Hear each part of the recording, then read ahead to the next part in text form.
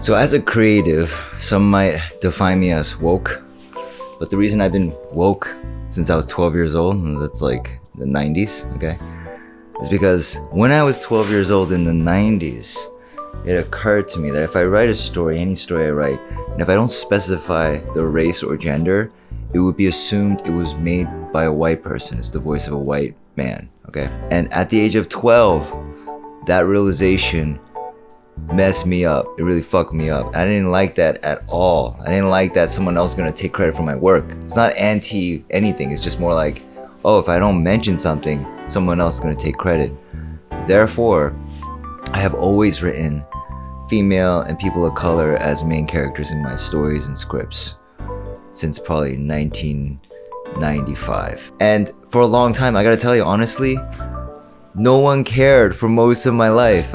Even like conservatives didn't care. Conservatives thought, oh, that's interesting. You know, I never got pushback. That all happened recently. It was probably post-Obama, you know? Because it didn't curry me any favors for most of my life either. Like, no one really cared. And I only worked with female directors because I always felt like we've been getting the perspective of men so much that I was just bored of that perspective. So I just wanted to see a different perspective, and that to me was interesting. But it wasn't a political thing necessarily, okay? It was just, to me, it was logical. It made perfect sense.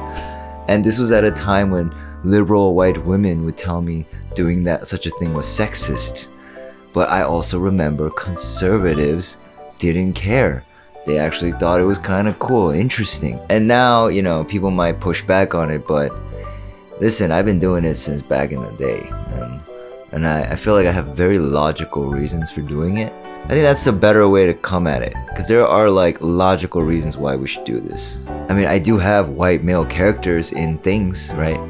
But not as main characters, and it's not to be anti-nothing or hate on anything, or we have enough of those stories. I'm not interested necessarily, you know?